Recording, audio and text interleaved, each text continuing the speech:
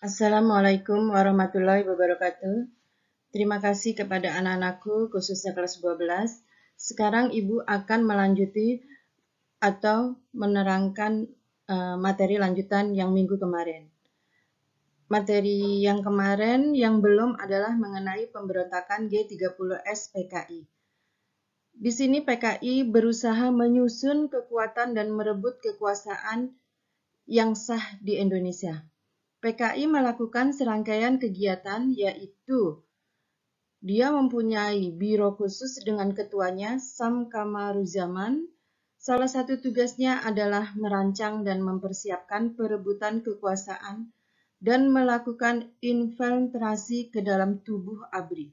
Mereka menuntut dibentuknya Angkatan Kelima yang terdiri dari buruh dan tani.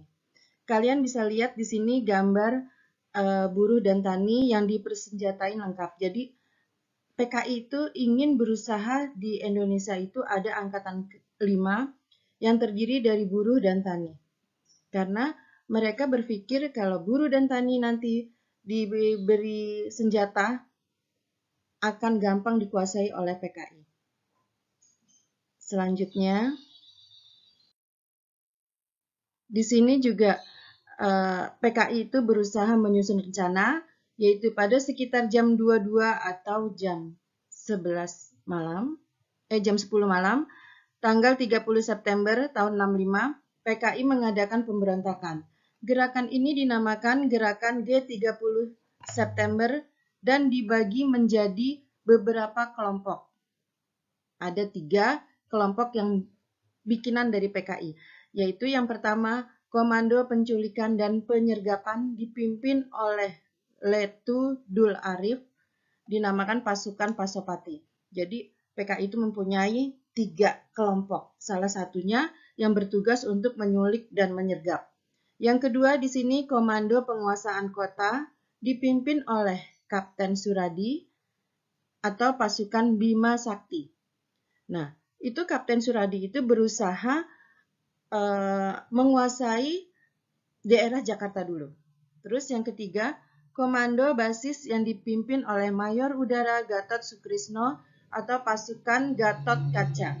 Di sini kalian pasti heran, kenapa semuanya ini dari Angkatan Darat? Ya, ada Letu, ada Kapten, ada Mayor, dan ada Angkatan dari Udara. Karena PKI itu berusaha masuk ke tubuh ABRI dulu, terutama Angkatan Darat, karena diisukan Angkatan Darat itu akan membuat kabinet cadangan. Makanya itu yang dikuasai oleh G30S dulu. Nah, ini dilihat di sini ada gambar, ini pasukan Pasopati yang dipimpin oleh Letu Dul Arif. Selanjutnya, di sini tugas yang tadi mengadakan penculikan dan penyergapan itu kan dari Pasopati. Nah, pahlawan atau Angkatan Darat yang diculik ini ada 7. Kenapa di sini disebutkan ada Pierre Tendian? Sebetulnya Pierre Tendian itu adalah ajudan dari Aha Nasution. Ya.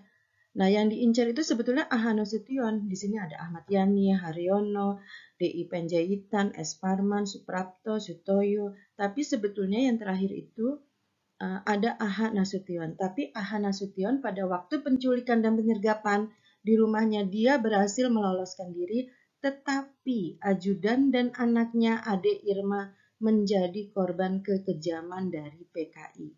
Selanjutnya, nah, dilihat lagi di sini, dalam penculikan itu tadi Ibu udah jelaskan, bisa meloloskan diri adalah Aha Nasution ya. Terus di sini, apakah pemerintah RI diem aja? Atau angkatan yang lain diem aja? Tidak. Pemerintah RI melakukan operasi militer untuk menumpas pemberontakan PKI. Nah, salah satunya adalah RPKAD. RPKAD itu apa?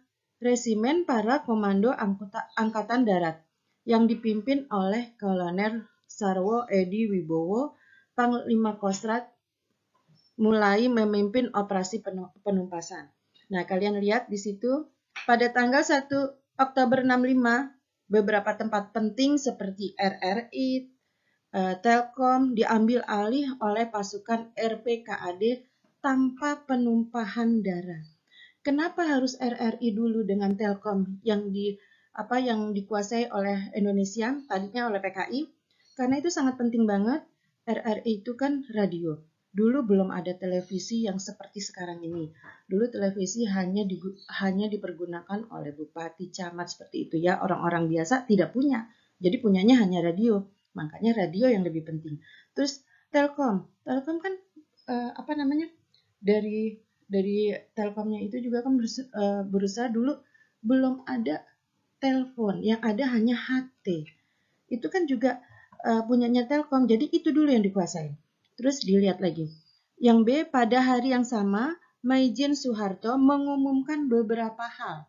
Salah satunya, Maijen Soeharto itu bicara penumpasan G30 SPKI oleh militer. Jadi rakyat biasa nggak diikut sertakan, hanya militer yang berhak untuk menumpas G30 SPKI. Nah, terus Maijen Soeharto juga bicara Dewan Revolusioner Indonesia telah demisioner, artinya Dewan Revolusi Indonesia itu sudah tidak berperan lagi, ya. Dan di sini selanjutnya Maijen Soeharto juga menganjurkan kepada rakyat agar tetap tenang dan waspada. Jadi rakyat itu nggak usah was-was, nggak usah takut atau bagaimana, tapi tenang dan waspada. Ya, terus yang C, pada tanggal 2 Oktober tahun 65, pasukan RPKAD berhasil menguasai Bandara Halim Perdana Kusuma. Dulu belum ada Soekarno-Hatta, maksudnya bandaranya, baru ada Halim. Jadi Halim itu sangat penting. Kalau dikuasai PKI, bisa hancur kita, karena nanti dari bandara itu dia bisa kemana-mana. Ya. Terus yang D, pada tanggal 3 Oktober tahun 65, atas petunjuk anggota polisi bernama Sukitman, berhasil ditemukan sumur tua yang digunakan untuk mengubur jenazah para perwira Angkatan Darat. Pasti kalian berheran, kenapa polisi Sukitman bisa menemukan sumur tua di lubang buaya? Apa dia lagi iseng apa bagaimana? Tidak.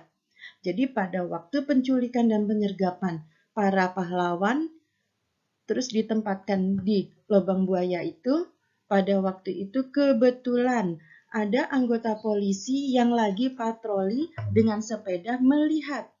Di situ ada keramaian. Di situ ada gerwani, ada banyak orang yang ramai di daerah situ. Ini ada apa? Dia nggak kelihatan oleh PKI, dia ngumpet. Kalau kelihatan bisa jadi Sukitman nanti ditembak, ya. Tapi dengan Sukitman tahu di situ ada keramaian malam-malam, dia belum tahu itu ada apa. Dia nggak nyangka kalau para jenderal itu dibunuh di situ, nggak nyangka. Ya, cuma dia melihat gitu. Nah, akhirnya pas besoknya kok rame, ada pembunuhan yang dibunuh oleh PKI segala macam, terus dia lapor ke atasannya, ya. Dengan kesaksian dari Sukitman, kita jadi tahu kalau di lubang buaya itu dikuburkan 7 jenderal dari Angkatan Darat, ya. Dan selanjutnya pada tanggal 5 Oktober tahun 65, jenazah para jenderal Angkatan Darat, ya, dimakamkan dan mendapat penghargaan sebagai pahlawan revolusi. Pasti kalian juga heran, kenapa kebanyakan yang dibunuh itu adalah jenderal dari Angkatan Darat, bukan polisi, bukan Angkatan Laut, bukan Angkatan Udara. Ingat, pada waktu itu yang berperan aktif, yang banyak di tubuh ABRI itu yang memegang peranan itu adalah Angkatan Darat.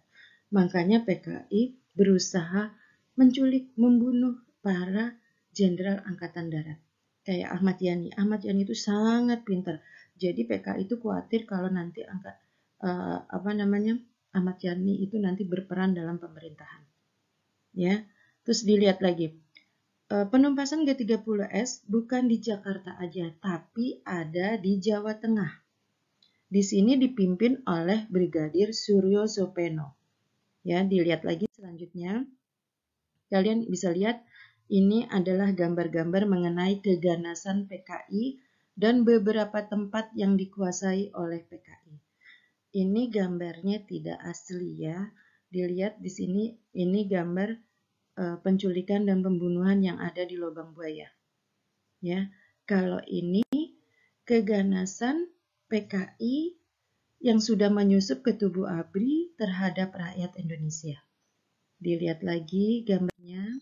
Nah, ini gambar yang ini adalah gedung RRI yang pada waktu itu berusaha dikuasai oleh PKI. Ya, yang sebelahnya adalah gambar Bandara Halim Perdana Kusuma. Selanjutnya, di sini kita lanjutkan setelah PKI. Di sini ada peranan tokoh-tokoh nasional dan daerah dalam mempertahankan keutuhan NKRI. Yang pertama di sini tokoh-tokoh nasional. Sebetulnya tokoh-tokoh nasional itu berasal dari daerah juga, tapi dia memiliki peran besar pada tingkat nasional.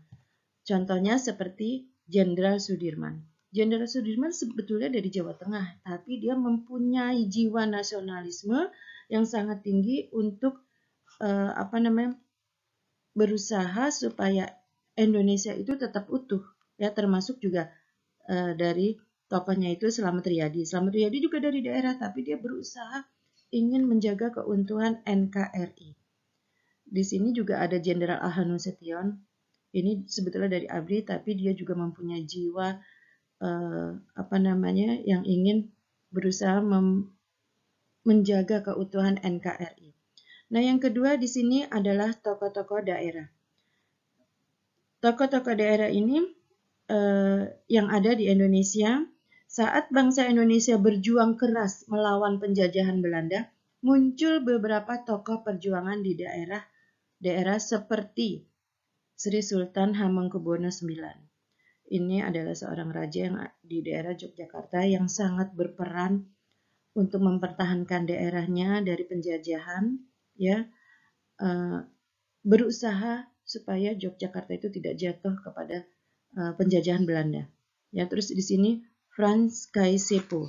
Di sini juga disebutkan Frans Kaisepo merupakan tokoh daerah yang berasal dari Papua, ya.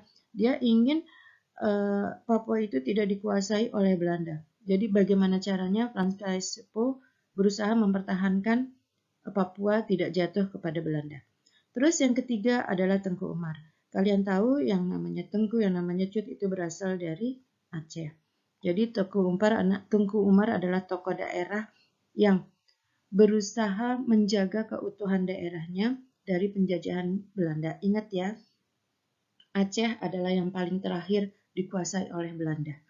Karena kesatuan agama segala macam itu sangat kuat. Kenapa Aceh jatuhnya itu paling terakhir? Karena orang Belanda itu menyusup ke daerah Aceh. Ada satu tokoh Belanda, dia itu dari omongannya, dari bicaranya itu pakai bahasa Aceh. Di Aceh itu kan Islamnya sangat kuat ya. Nah, tokoh Belanda tadi juga pura-pura masuk Islam, melihat persatuan dan kesatuannya bagaimana, adat istiadatnya bagaimana. Setelah setahun, 2 tahun, sampai 10 tahun lebih dia ada di Aceh, dia tahu kelemahannya. Antara Tengku Umar dengan Tengku Ciditiro dia ada kesalahpahaman, akhirnya dipecah belah dengan model adu domba. Ya, selanjutnya, terima kasih kepada anak-anakku yang telah melihat video pembelajaran dan penjelasan dari Ibu. Semoga bermanfaat. Kurang lebihnya Ibu minta maaf. Wassalamualaikum warahmatullahi wabarakatuh.